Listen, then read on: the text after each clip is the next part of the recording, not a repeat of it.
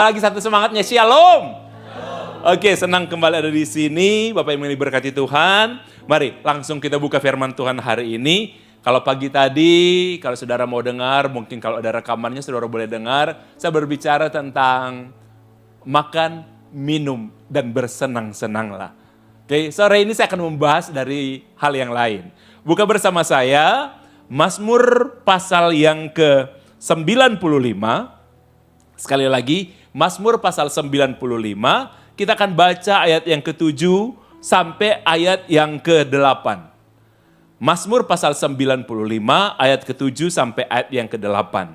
Firman Tuhan mengatakan demikian. Mazmur 95, ayat yang ke-7, sebab dialah Allah kita, dan kitalah umat gembalaannya, dan kawanan domba tuntunan tangannya. Pada hari ini, sekiranya apa? Kamu mendengar suaranya. Jangan keraskan hatimu seperti di Meriba, seperti pada hari di masa di padang gurun. Jemaat yang diberkati Tuhan, mari kita lihat sejarah tentang hidup ini. Tuhan ketika Tuhan membentuk langit, bumi, dan segala isinya, di hari yang ke-6 Tuhan menciptakan manusia. Manusia pertama di dunia ini, saudara tahu namanya siapa? Adam. Jadi manusia pertama di dunia ini Adam. Pernikahan pertama di dunia ini adalah pernikahan Adam dan Hawa. Saudara ingat, dari semua yang Tuhan ciptakan, hubungan pertama yang Tuhan ciptakan itu hubungan suami dan istri. Bukan hubungan orang tua dan anak. Yang paling utama saudara yang Tuhan bangun pertama kali soal hubungan, bukan pula hubungan persahabatan. Tapi hubungan suami dan istri. Di sana dari segala sesuatu itu dimulai. Jadi manusia pertama itu Adam. Pernikahan pertama itu pernikahan Adam dan Hawa. Kemudian saudara, bangsa Israel dibentuk Tuhan sejak zaman Abraham. Makanya kalau saudara baca di Alkitab, penduduk pertama Israel. Saudara tahu siapa penduduk pertama Israel? Penduduk pertama Israel itu Abraham. Makanya orang Israel suka menyebut ini, bapak-bapak orang Israel. Abraham, siapa kedua? Ishak dan Yakub. Jadi Abraham ini ayah, kemudian Ishak ini anak, Yakub ini apa? Cucu. Jadi bersyukurlah saudara kalau saudara bisa ada di 3 generasi ini. Kalau saudara sebagai orang tua, saudara masih bisa melihat anak-anak sampai menikah, dan saudara masih bisa melihat cucu-cucu Anda dilahirkan. Bahkan kalau oleh anugerah sampai cicit, itu luar biasa. Abraham, Ishak, dan Yakub. Kemudian generasi keempat saudara, ada seorang yang bernama Yusuf. Yusuf menjadi orang paling berpengaruh di Israel pada waktu itu. Di Mesir pada waktu itu. Setelah Yusuf mati, Firaun yang selanjutnya memimpin Israel. Saudara, kalau saudara baca Firaun di dalam Alkitab, Firaun itu bukan nama seorang raja. Firaun itu julukan raja bagi orang Mesir. Dia diberi gelar Firaun. Jadi setiap raja itu berbeda namanya, tapi pada waktu itu dia tidak disebut raja, tapi disebut Firaun. Jadi kalau saudara menemukan kata Firaun, itu berarti kalimat raja bagi orang Mesir. Firaun selanjutnya itu melupakan jasa Yusuf yang menyelamatkan bangsa Mesir dari kelaparan. Dan bangsa Israel karena mereka bertumbuh, mereka berkembang, akhirnya saudara orang Mesir takut, dan akhirnya dari bangsa yang diberi kesempatan hidup, diberi kesempatan untuk menikmati semua yang ada di Mesir, mereka diubah menjadi bangsa budak. 400 tahun mereka diperbudak di Mesir. Sampai ketika itu firman Tuhan mengatakan mereka berseru-seru, mereka berdoa tanpa henti. Makanya firman Tuhan selalu mengingatkan kepada kita, kalau kita berdoa jangan jemu. Jadi saudara, jangan pernah bosan untuk berdoa. Oke, jangan pernah putus asa untuk berdoa. Orang-orang Israel di Mesir, mereka berdoa supaya bebas dari perbudakan. itu 400 tahun. Sampai pada waktunya Tuhan mendengarkan doa mereka, Tuhan tidak utus malaikat. Tuhan mengutus seorang nabi yang bernama Musa. Musa lahir, saudara, ketika justru Firaun ingin menyingkirkan semua generasi generasi orang Israel yang ada di Mesir, khususnya laki-laki. Jadi dia pesankan, setiap anak-anak yang lahir itu harus dibunuh. Musa lahir di generasi itu. Dia lahir di generasi yang gak baik.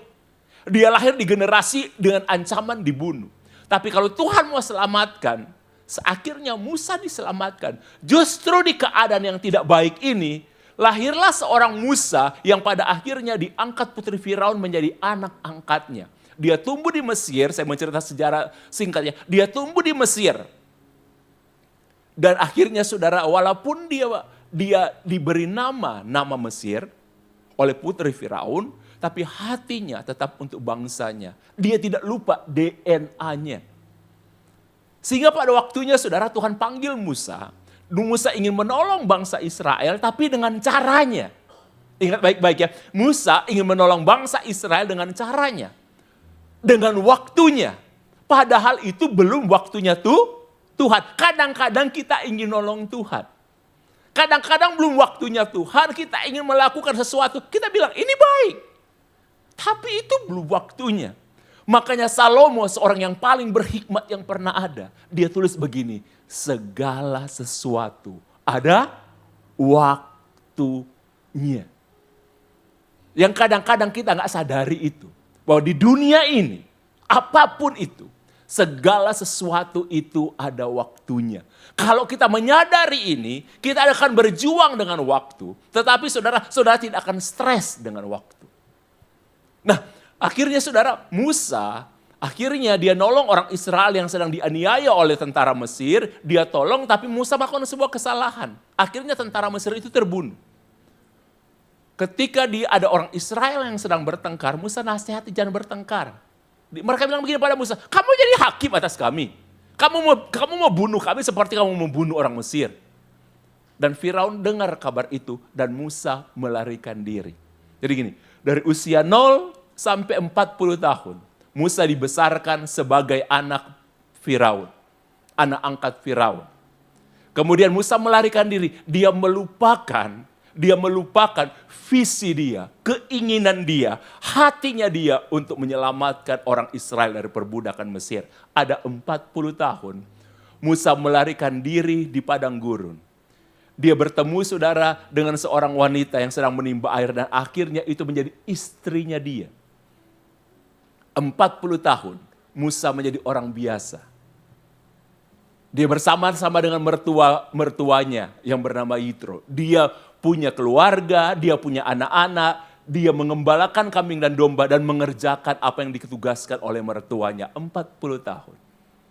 Sampai satu waktu, ketika Musa sedang mengembalakan kambing dan domba, dia melihat ada saudara semak-semak yang terbakar. Saudara, kalau saudara pernah ke Israel, kalau keadaan sudah lebih baik, saya sarankan kepada saudara minimal sekali seumur hidup saudara itu ke Israel. Kalau saudara cuma ingin melihat tanah perjanjian, saudara itu langsung ke Israel langsung. Tapi kalau saudara ingin yang klasik, kita masuk dari Mesir. Nah, di salah satu di daerah di Mesir, ada tempat yang dipercaya, itu tempat Musa menerima panggilan Tuhan. Untuk kembali ke Mesir, untuk menyelamatkan orang Israel.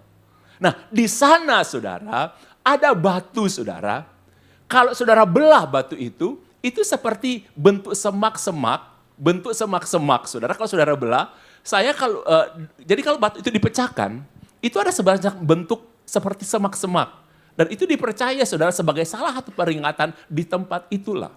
Musa bertemu dengan Tuhan, melihat semak-semak yang terbakar. Jadi 40 tahun Musa melupakan keinginan dia, visinya dia. Tetapi kalau sesuatu yang Tuhan rencanakan, tidak ada mimpi saudara, tidak ada harapan, tidak ada janji Tuhan yang akan dibatalkan. Kalau setiap saya membawa rombongan ke Israel dan melintas di Mesir saudara, ada rombongan nyempili yang klasik. Dan setiap sampai di situ, saya selalu menyarankan kepada mereka, kalau kalian mau belilah batu ini. Saya bilang begini, itu murah saudara, cuma $1. Tergantung ukuran. Ada beberapa pengusaha sampai saat ini pun saya tahu di kantor mereka itu ada. Jadi dia beli batu itu, dia taruh di kantornya dia selalu lihat kayak gini. Kalau saya datang, mereka dia kalau begini, Pastor, salah satu yang selalu akan saya ingat, bahwa kalau Tuhan berjanji, seberapapun lama kita pikir kita udah lupa dengan janji itu. Tapi kalau Tuhan mau, janji itu selalu akan ada. Saudara tahu, ketika mereka lihat, itu ada batu. Jadi selalu saya kasih, mereka bilang begini, ini batu harapan. Batu mimpi yang saya pikir udah gak pernah ada. Di sana itu ada saudara, tepatnya di Mesir. Nah, Tuhan panggil kembali Musa untuk menyelamatkan bangsa Israel. Ada 10 tulah yang Tuhan datangkan kepada bangsa Mesir. Tuhan bilang kepada Musa, saya akan memperlihatkan kepada kamu bagaimana bangsa yang memperbudak Israel, bangsa pilihanku, mereka akan menanggung akibatnya.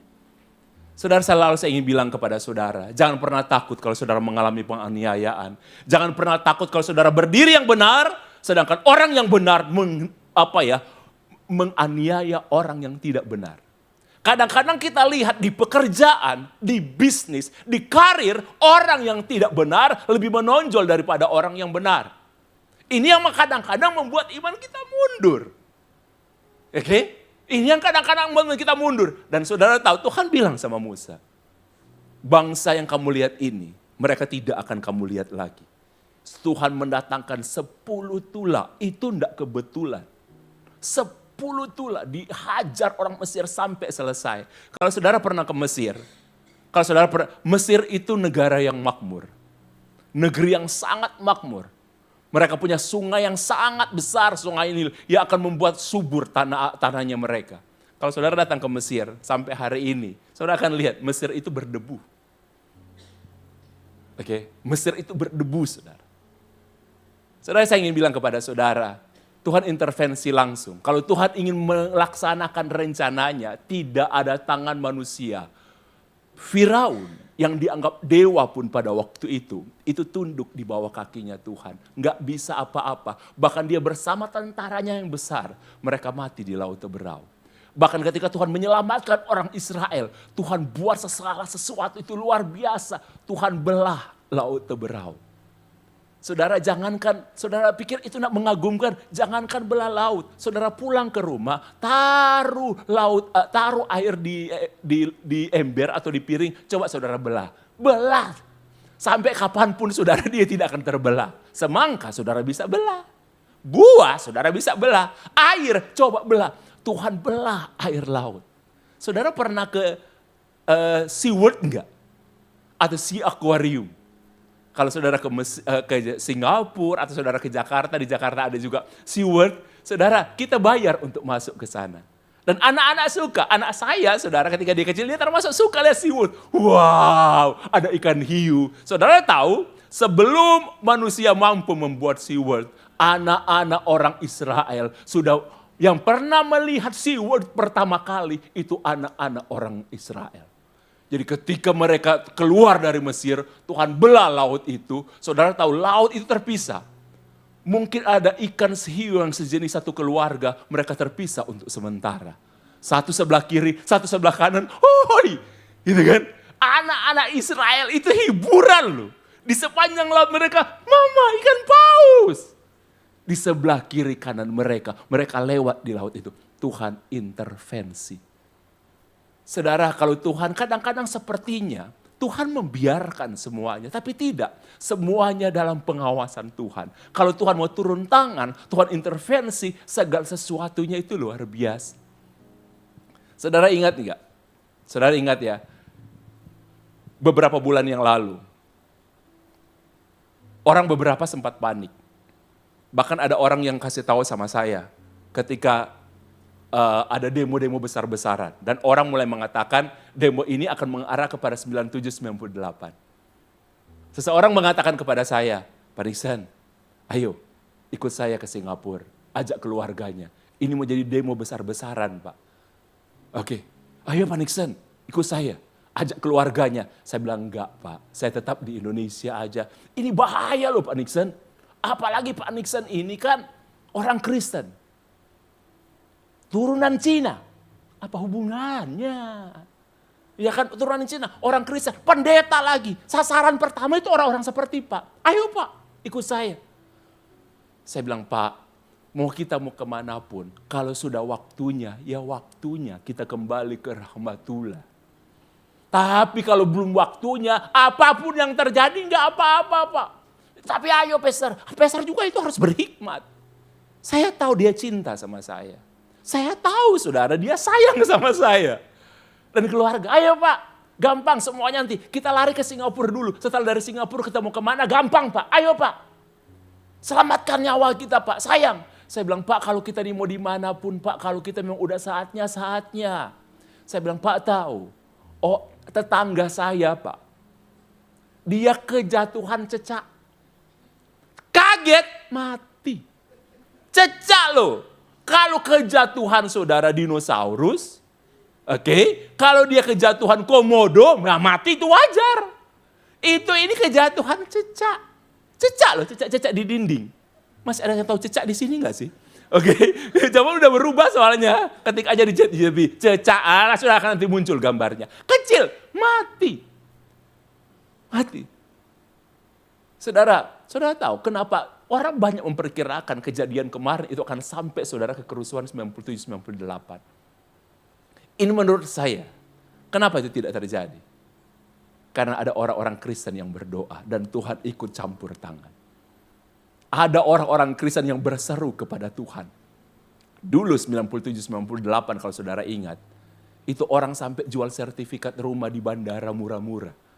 Orang jual mobil itu murah-murah, yang penting lari. Semua orang panik termasuk hamba Tuhan panik.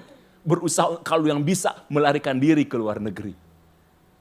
Tidak ada tegar, ayo berdoa untuk Indonesia. Saudara tahu ketika kemarin kejadian seperti itu, semua orang, saudara lihat di mana-mana, di media sosial, orang WA saudara, pray for Indonesia. Rata-rata hamba Tuhan, pendoa semua cepat bilang, ayo kita berdoa buat Indonesia. Saudara ada yang berdoa buat Indonesia? Saudara termasuk orang yang menyelamatkan Indonesia. Kalau pendoa saya yang paling senior, saya punya 5 orang pendoa. Sekarang saya tinggal punya 4 orang pendoa. Yang paling senior saudara dia hampir mau umur 90. Tapi masih kuat, masih segar, pendoa yang luar biasa. Dia yang bilang begini, waktu itu. Dia bilang, kalau ada orang yang berkata 98, 99, itu peristiwa itu hanya rekayasa, hanya laporan, nggak ada sebenarnya pemerkosaan dan lain sebagainya. Dia bilang, itu orang itu jahat. Karena pendoa saya ini ketika itu dia ada di Jakarta di tengah-tengah daerah kerusuhan.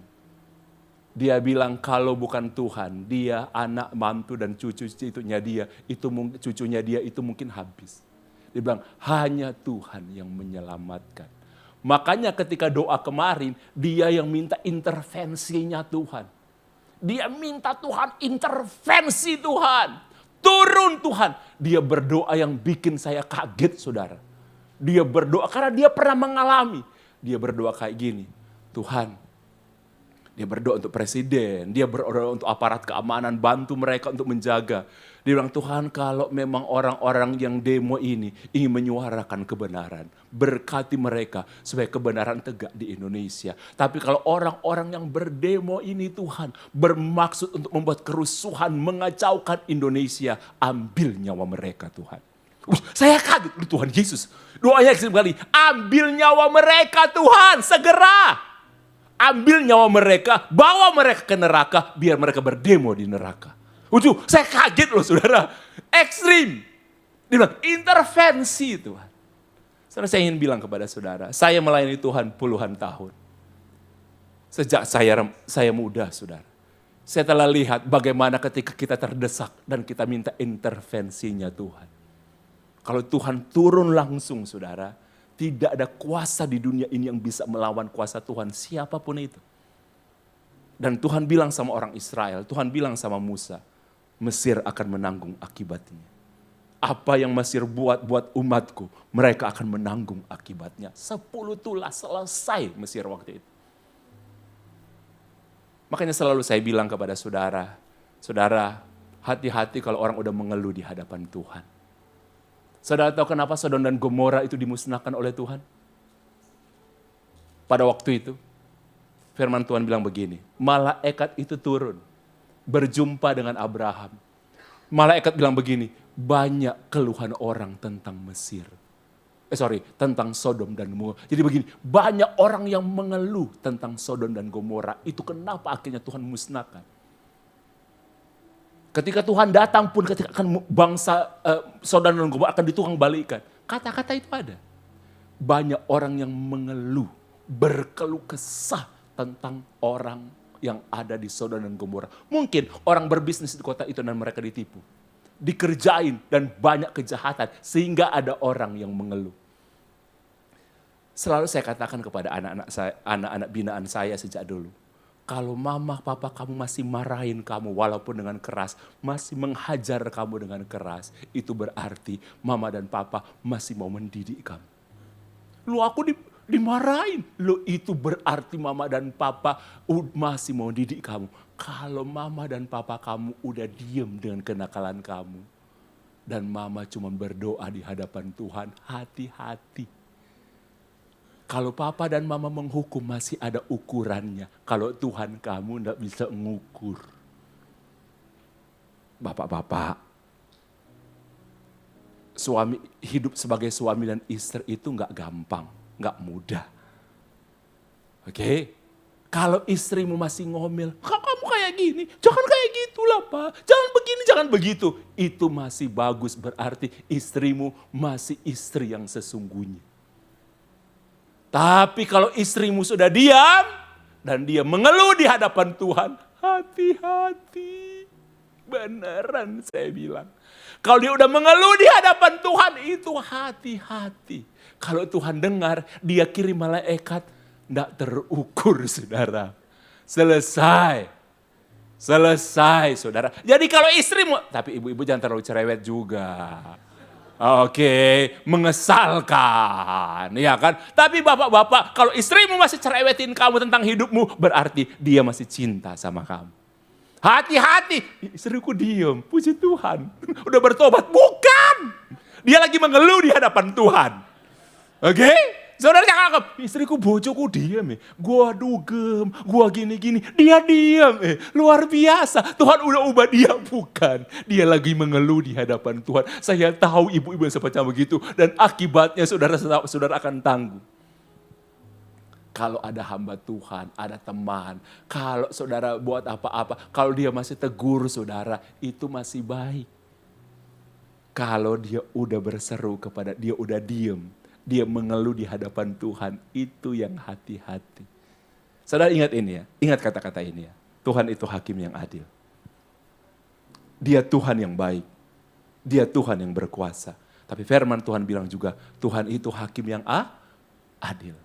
Dan keadilan Tuhan itu tidak diukur dari keadilan manusia. Kalau Tuhan menurunkan keadilannya. Saya pernah saudara menangani beberapa kali lah. Orang Pak kayak gini. Saya bilang kalau kamu benar, kalau kamu udah gak tahan, kamu diperlakukan dengan tidak baik, kamu renungkan, kamu introspeksi diri, dan kamu tahu kamu udah bertobat, kamu udah minta, dan segala-segalanya. Saya selalu bilang kepada mereka, kalau mereka udah gak tahan, apakah mereka menghadapi hal-hal di sistem dunia ini yang kadang-kadang tidak adil. Sistem dunia ini yang memojokkan dan lain sebagainya. Mereka bilang, Pak saya udah bener loh Pak. Periksa lagi saya bilang. Kalau kamu ingin berdoa benar-benar minta keadilan Tuhan, periksa lagi hidup kamu. Introspeksi lagi di hadapan kamu, di hadapan Tuhan. Kalau kamu udah benar, dan kamu tahu kamu melakukan kebenaran. Dan ada sistem, ada hal-hal dan lain sebagainya. Ada orang yang menghalangi datang sama Tuhan. Ini agak ekstrim. Tapi ini saya ajarkan saudara ke beberapa orang. Dan itu terlihat. Mereka bilang, Tuhan jadilah hakim antara aku dan dia. Jadilah hakim antara dia dan saya. Oh antara dia dan saya sama aja. Antara dia, Tuhan dan saya. Jadilah hakim antara kami. Itu kalau saudara-saudara sampai mengeluh kepada Tuhan. Tuhan intervensi, itu hati-hati. Oke, kalau orang sudah diam dan orang udah mengeluh di hadapan Tuhan, itu hati-hati. Saya nggak ngancam saudara, hanya mengingatkan saudara dan mengingatkan saya juga.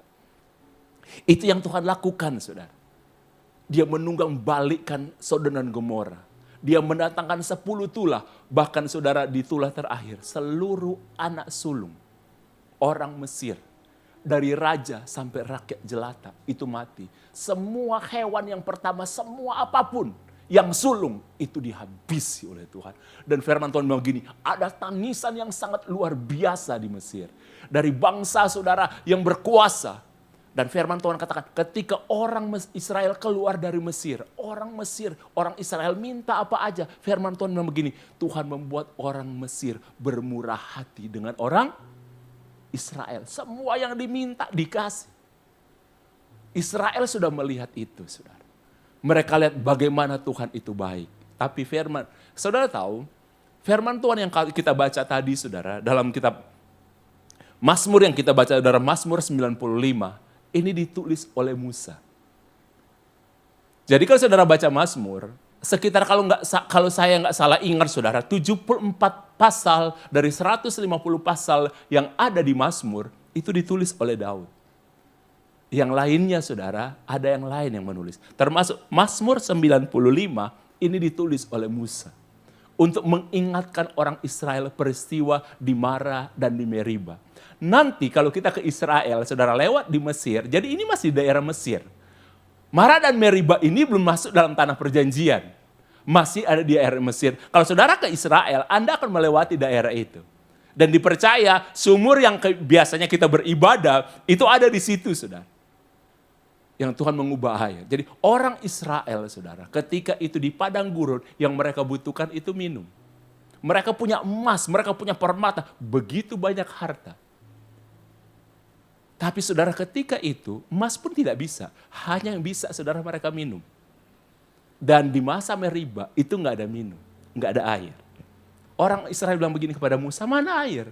Kamu ingin bunuh kami di sini. Musa berdoa sama Tuhan, Tuhan tolong. Oke, sebentar lagi bangsa ini akan melempari aku dengan batu. Musa bilang, Tuhan udah mengeluarkan kalian dari tanah Mesir. Dia udah belah laut buat kalian. Dia udah kasih semua yang terbaik buat kalian. Masa kalian gak percaya? Tapi karena orang Israel kehausan. Mereka butuh minum. Akhirnya saudara, lebih mereka fokus kepada kebutuhan mereka daripada kepada Tuhan. Kadang-kadang ketika kita keadaan terdesak, kita lebih fokus kepada keadaan daripada kepada Tuhan. Orang Israel itu lebih fokus kepada hal itu. Mereka bilang, tolong kami Musa. Oke. Musa bilang, ingat kebaikan Tuhan. Mereka enggak. Hati mereka akhirnya keras. Mereka nak mau terima apa yang Musa katakan. Karena apa? Mereka melihat keadaan. Saya mau kasih kesaksian sama saudara. Satu kali, seorang teman bilang begini sama saya. Bro, kamu ingat enggak dengan orang ini? Dia menyebutkan nama seseorang. Iya, saya bilang, ya ingat lah. Itu salah seorang yang saya ingat di pelayanan saya youth zaman dulu, saudara. Tahun ini saya berumur 53, saudara. Di zaman youth dulu, saudara, saya ingat orang itu. Saya bilang, ingatlah. Ya apa keadaannya? Dia bilang, bro, dia lagi sakit. Dan harapannya untuk hidup itu tipis. Maksudnya dia ceritakan keadaannya. Bro, harapan hidupnya tipis. Dia udah kemana-mana, udah berobat dan lain sebagainya. Dokter sudah angkat tangan. Jadi sekarang dia di rumah, bro. Bro, dia nyari kamu loh. Dia ingin ketemu dengan kamu. Bisa nggak? Saya bilang begini, wah walaupun saya udah lama banget nak ketemu dengan dia, tapi saya masih ingat dia. Lu atur waktu lah, kita ketemu sama dia. Oke, teman saya ini akhirnya atur waktu, saya datang ke rumahnya. Ketika saya sampai ke rumahnya, suami istri ini saya kenal. Saya kenal istrinya, saya kenal suaminya. Dengan baik, saudara. Karena mereka sama-sama di youth, zaman waktu saya melayani youth. Ketika saya ketemu, istrinya bilang begini, Kak, apa kabar? Lama ketemu dengan kakak. Saudara, saya tahu kalau orang memanggil saya kakak, itu berarti begini saudara, orang yang saya kenal dari zaman purbakala. Zaman saya masih muda-muda dulu. Rambut saya baru saya cat, kalau saudara lihat sebenarnya banyak putihnya. Jadi begini, walaupun saya udah umur 53, kalau ada orang panggil saya kak, saya rasa muda lagi. Beneran, kak. Istrinya panggil saya kak, oke, kak. Istrinya nangis, dia cari kakak. Iya, dia bilang kak, dia mau bicara dengan kakak. bicaranya masih jelas. Dia masih bisa omong dengan jelas. Tapi suaranya enggak seberapa keras. Dekat, Kak. Saya dekat, dia pegang tangan saya. Dia bilang, Kak, terima kasih. Mau datang. Saya bilang, kamu terima kasih. Kamu panggil saya, Kak. Orang pada umumnya kalau lebih tua, panggil saya pendeta. Oh, itu generasi saudara dinosaurus. Generasi yang udah lama banget. Oke? Kalau dia panggil Kak, itu generasi yang tidak terlalu lama. Kalau anak-anak zaman sekarang, baru kenal sekarang, panggil saya Pester. Anak yang lebih muda lagi, panggil kami singkat, PS. Luar biasa. Luar biasa. Saya tanya, kenapa sih kalian panggil PS? Kayaknya enak. Kalau di mall panggil Pester, kan terlalu menarik perhatian. Benar juga. Jadi kalau anak-anak lebih muda panggil PS. Aku bilang gak apa-apa kalian panggil PS. Tapi jangan kalian persingkat lagi. Psst. Jangan. Jangan sampai terjadi. Oke? Panggil PS masih oke lah. Saudara, dia pegang tangan saya. Dia bilang, Kak, terima kasih mau datang. Kakak masih ingat saya ya? Saya bilang masih. Dia cerita begini sama saya. Kakak kan tahu, Kak. Saya itu melayani Tuhan. Saya cinta dengan pelayanan. Dia bilang, Kak, saya dari kakek neneknya keluarga sederhana. Orang tuanya keluarga sederhana. Sampai dia pun, dia bilang begini, sampai saya bertanya begini, saya ini orang baik, kok hidup saya gak berubah, padahal saya itu mengasihi Tuhan. Singkat ceritanya, saya persingkat aja ceritanya supaya waktu kita, saudara bilang begini, sampai satu saat, dia coba-coba saudara bermain di dunia yang lebih jauh dari Tuhan. Dia menjauh dari Tuhan. Dia bilang begini, Kak, ketika saya jauh dari Tuhan, saya melakukan bisnis yang gak benar. Usaha pokoknya seenak-enak saya. Gak mikir dosa, gak mikir apapun. Yang penting uang. Kok saya sukses? Semakin saya hidup dalam kegelapan, semakin saya diberkati. Semakin saya masuk dalam kegelapan, Kak. Saya masuk itu, saya semakin diberkati. Saya jauh dari Tuhan. Saya kaya, Kak. Saya punya banyak uang. Sehingga saya bisa beli rumah yang saya impikan. Saya beli bisa mobil beberapa yang saya impikan. Dulu cuma mimpi. Saya bisa bawa diri saya dan keluarga saya liburan dimanapun mereka mau. Di hotel semahal apapun kalau mereka mau bayar. Kalau bisa dibayar dengan uang, saya bayar.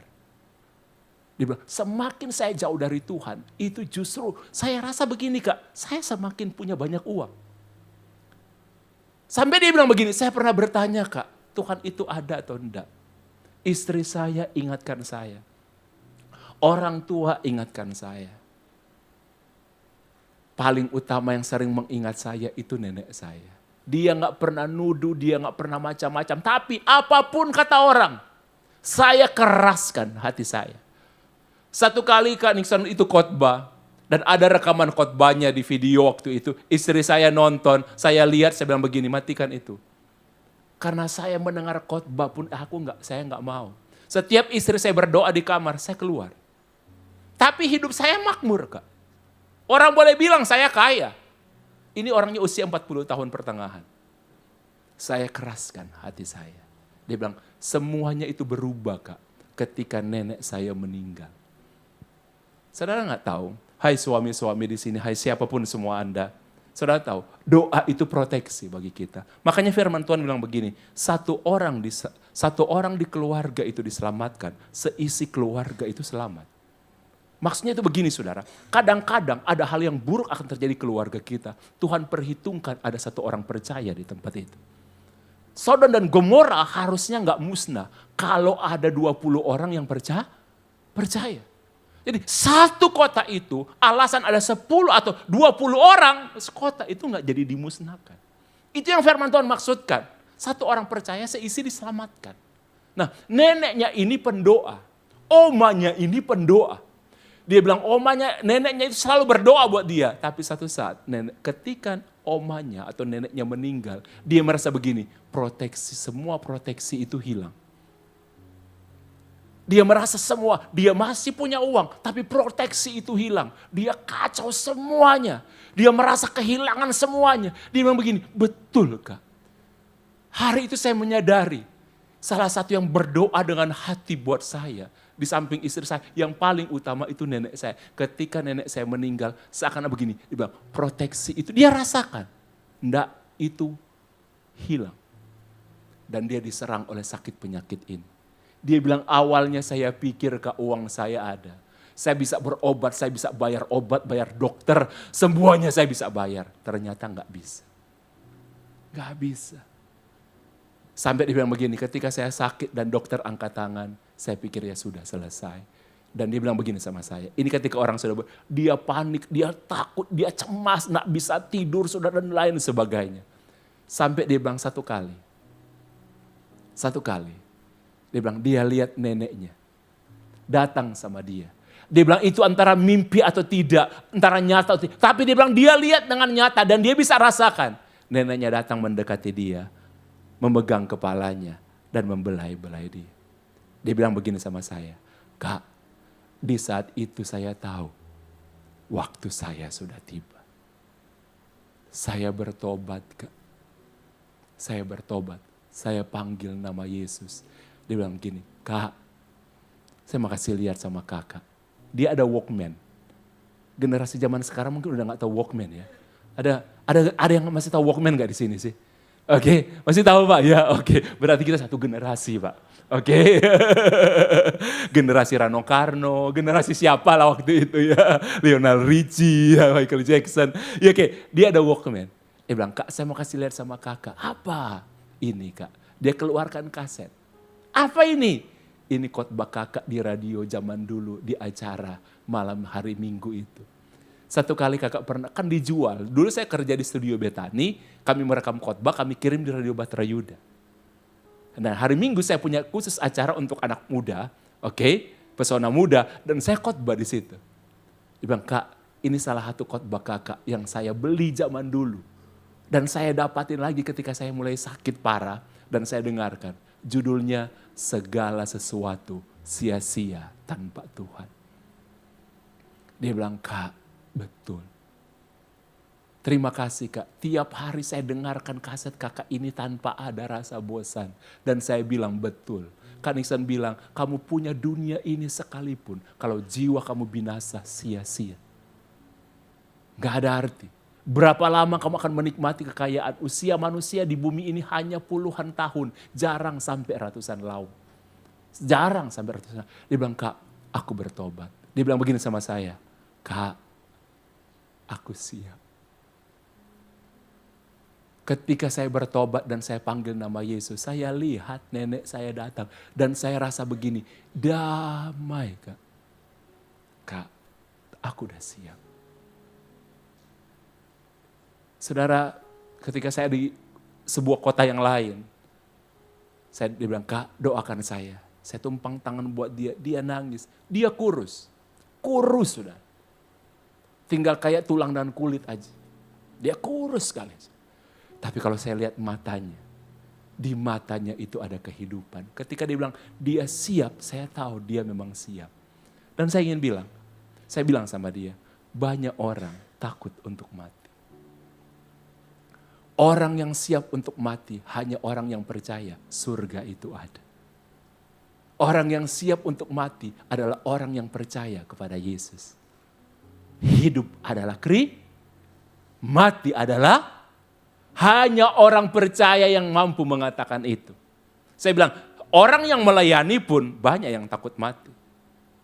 Hanya orang yang benar-benar percaya Yesus. Tahu surga ada, tahu dia selamat, tahu merasakan sentuhan kasih Tuhan yang bisa ngomong seperti itu. Dia bilang begini, Kak, aku siap. Dan saya lihat di matanya, dia memang benar-benar siap. Jadi ketika akhirnya saudara, hatinya dia tidak keraskan, dia terima damai sejahtera bukan dari prestasinya dia. Wow, itu keren.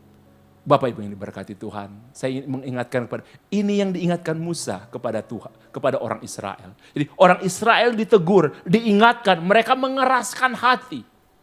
Dan Tuhan tetap tolong sama mereka. Tuhan berikan air kepada mereka di Mara dan di Meribah. Di akhir hidup Musa tulis kisah Mazmur ini. Dia kasih untuk orang Israel. Karena firman itu pelita bagi kita. Untuk mengingatkan kita. Musa bilang sama dia, Jangan keraskan hatimu kalau kita lihat keadaan dan Tuhan belum menolong kita. Oke? Dan kalau sudah diingatkan, kan biasanya kita ingat begini, sudahlah, tetap berdoa. Doa-doa, bosan saya doa apa? Itu Anda sedang mengeraskan hati. Bapak-bapak, semua kita di sini, mungkin kadang-kadang kita lemah, kita diingatkan oleh istri. Mungkin kadang-kadang istri imannya lemah, diingatkan oleh Bapak. Kalau diingatkan firman Tuhan, terima firman, jangan keraskan hati. Kalau ditegur firman Tuhan, jangan keraskan hati. Saya mau cerita terakhir tentang kesaksian kadang-kadang bagaimana kita mengeraskan hati. Satu kali saya bertemu dengan sepasang suami istri yang saya kenal. Suaminya cerita kepada saya, istri saya ini Pak, itu sekarang suka uring-uringan, suka pusing, suka pokoknya berubah. Berubah sangat luar biasa istrinya. Suka marah-marah gak jelas. Saudara, kalau saudara marah dengan jelas itu baik. Boleh marah enggak? Boleh. Tapi harus jelas. Kalau marah-marah enggak jelas, itu parah saudara. Marah tapi enggak jelas. Yesus pun pernah marah, tapi jelas. Karena orang berjualan di bait Allah. Anda boleh marah kepada suami. Anda boleh marah kepada istri. Anda boleh marah kepada pegawai. Tapi saudara yang jelas. Istrinya ini marah-marah enggak jelas. Saya ngobrol-ngobrol dengan istrinya. Makanya dia bilang begini, saya ingin ngobrol-ngobrol sama Pak Nixon, termasuk istri saya. Saya nggak mau Pak dalam keadaan seperti ini. Saya kadang-kadang nggak ngerti salah saya apa. Istri saya marah-marah. Pokoknya banyak lah dia cerita. Ada hal-hal yang lebih pribadi lagi yang saya nggak bisa ceritakan di sini. Saya ngomong dengan suami istri itu. Dan akhirnya ketika saya ngomong saudara, saya tahu. Ibu ini menyimpan akar kepahitan kepada salah seorang sahabatnya di gereja. Dia punya sahabat main, sahabat yang baik, sering ke gereja sama-sama, hadari KKR bersama-sama, pernah ke Israel sama-sama, melakukan banyak hal sama-sama, ada di sebuah komunitas yang sama. Temannya ini menawarkan bisnis sama dia, kerja sama bisnis. Sekaligus juga pinjam uang. Dan saudara tahu, temannya ini ciak sampai angka miliaran. Dia sampai bilang begini, saya bodoh Pastor Nixon. Saya udah diingatkan suami, udah jangan terlalu kayak gimana. Jangan terlalu percaya. Saya percaya, saya ini bodoh. Waduh, bahaya kalau kita udah membodoh-bodohin diri kita sendiri. Kita gak mau dikutuk orang, kita tengking orang mengutuk kita, tapi kadang-kadang kita gak sadar kita kutuk diri sendiri. Saya ini bodoh, itu perkataan kutuk untuk diri sendiri. Bodoh saya ini. Kok saya bisa percaya sama dia? Dia sakit hati kepada teman baiknya dia. Teman dia berdoa sama-sama. Teman yang dia percaya saudara. Bahkan dia bilang gini, dia itu tahu banyak rahasia dalam hidup saya. Tapi dia kok bisa tipu saya. Sekarang saya tagih-tagih ngancam-ngancam saya. Dia sakit hati sama temannya. Sampai kalau dia mereka kasih di gereja yang sama. Sampai kalau dia mau ke gereja saudara, dia tanya kepada orang gereja, kira-kira dia masuk gereja jam berapa? Ibu ini selalu telat masuk gereja. Jadi udah sampai dekat gereja, dia suruh suaminya muter-muter dulu. Dia tanya kepada temannya, si setan itu masuk gereja enggak? Bayangkan saudara, temannya sekarang dianggap setan. Kok ada setan di gereja? Iya kan? Jadi gini, dia kalau ke gereja saudara, dia muter-muter dulu dengan suaminya. Suaminya sampai bilang, kamu ini aneh. Dia bilang gini, udah ayo masuk gereja, setan itu gak datang di jam ini. Bayangkan saudara, sampai sesakit kayak gitu, dia anggap temannya ini setan. Dia udah diingatkan suaminya, ya udah, relakan aja. Kamu kayak gini pun kalau memang udah kayak gitu ya udah. Kalau mau kembali kamu lebih baik berdoa minta uangnya kembali. Kalau enggak ya sudah mau apa lagi. Uangnya udah ya anggap udah. Relakan aja mau apa lagi. Enggak rela. Saya bilang sama ibu itu. Bu, soal uang itu kembali atau tidak. Itu urusan belakangan. Yang paling pasti bu. Ibu, ampuni. Enak aja Pastor. Pastor gak punya uang seperti itu, ditipu orang. Kok enak aja? Loh kok bisa enak? Ya enak dia toh Pastor. Dia yang nipu saya, dia yang cia saya, dan saya harus ampuni dia. Enak dong dia. Saya bilang, Bu, yang enak bukan dia. Yang enak itu ibu, kalau ibu itu ampuni. Iya kan?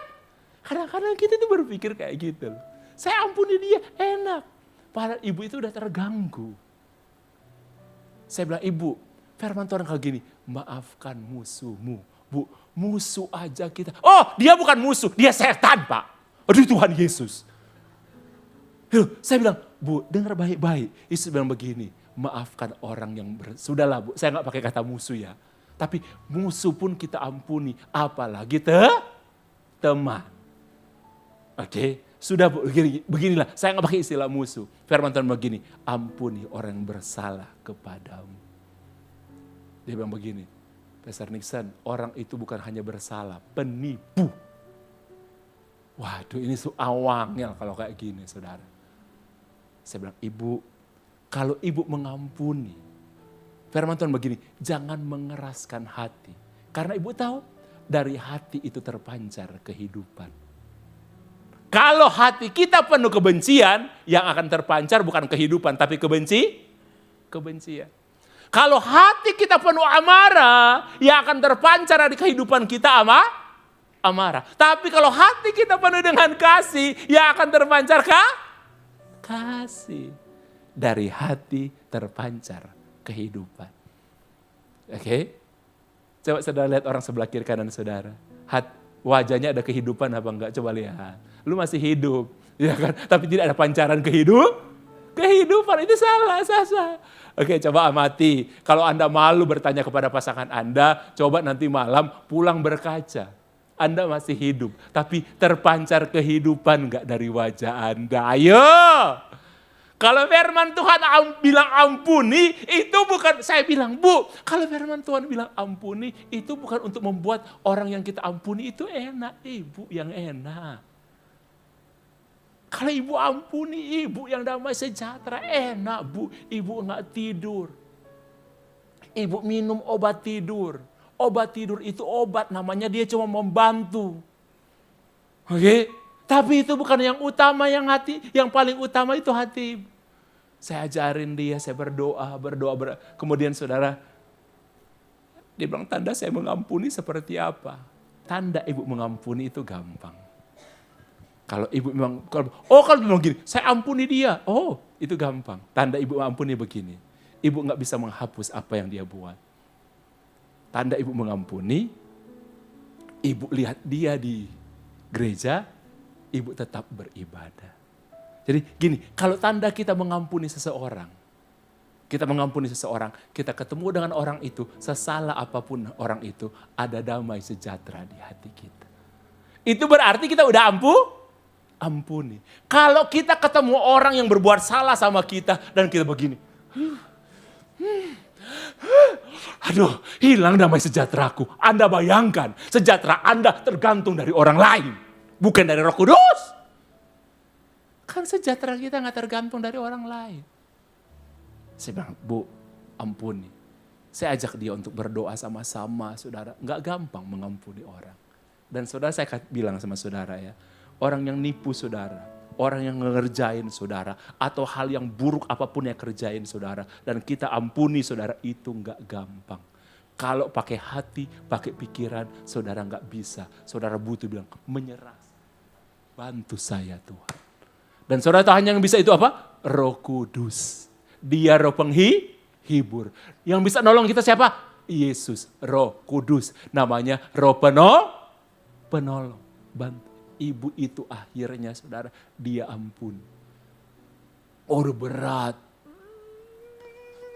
Dan memang kita terdiri dari tubuh, jiwa, dan roh. Apa yang di jiwa kita saudara, itu akan terpancar di kehidupan kita.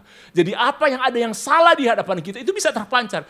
Ini sering saya layani saudara, orang yang menyimpan akar kepahitan. Yang akan keluar itu yang pahit. Saudara sampai saudara, itu saudara untung. Waktu saya melayani karena saya kenal suami istri ini, kalau orang yang saya tidak kenal dengan baik, saya tidak pernah mau konseling dengan orang masalah apapun saudara di rumah. Karena apa saudara? Kalau mereka bereaksi biasanya berlebihan saudara. Benar saudara. Saya pernah saudara konsultasi dengan suami istri saudara, mereka bertengkar, saling lempar gelas, piring dan lain sebagainya. Saudara bayangkan saudara saya di rumah, di tengah-tengah, di meja keluarga, suami lempar ini, istri lempar ini, saya di tengah-tengah. Itu di jalur Gaza saya merasa saudara. Kalau saya kena ada sampai lempar pisau, saya bilang Tuhan Yesus lindungi saya. Saya mau mati untuk pelayanan, tapi saya nggak mau mati di tengah konflik suami istri. Lempar pisau ke depan, aduh saya kaget saudara. Oke. Sejak saat itu saudara saya nggak pernah mau. Tapi untuk keluarga ini karena saya kenal. Saya layani mereka di rumah. Ibu itu sampai. Karena dia berhadapan dengan saya. Kami duduk berhadapan gak jauh saudara, cuma beda kursi. Luar biasa saudara. Oh haleluya. Berkat, luar biasa. Oke. Saya bilang orang lain yang menipu dia, saya yang dapat akibatnya. Iya kan? Bukan saya yang nipu miliaran sama ibu itu. Tapi saya dapat muntahannya. Selesai dia masih tanya lagi. Maaf ya Pastor Nixon, saya disuruh, Pastor ganti baju milik suami saya. Ada kok yang masih baru, bukan masalah itu. Dia masih nanya lagi, sorry Pastor, bau ya muntah saya. Aduh jangan ditanya, jangan ditanya. Haleluya. Tapi saudara tahu, dia berubah. Ketika dia mengampuni, dia nggak mengeraskan hati. Dia terbuka kepada firman Tuhan. Suaminya bilang, istri saya berubah. Anak-anaknya bilang, mama berubah. Orang-orang di perusahaan, di kantor, walaupun itu milik suaminya ya, tapi ibu itu ikut juga kerja saudara, walaupun untuk yang tugas yang sedang-sedang, bilang, ibu berubah. Menjadi ibu seperti ibu yang dulu. Dia senyum, dia bilang, suami saya bilang, sekarang saya kalau tidur seperti anak kecil.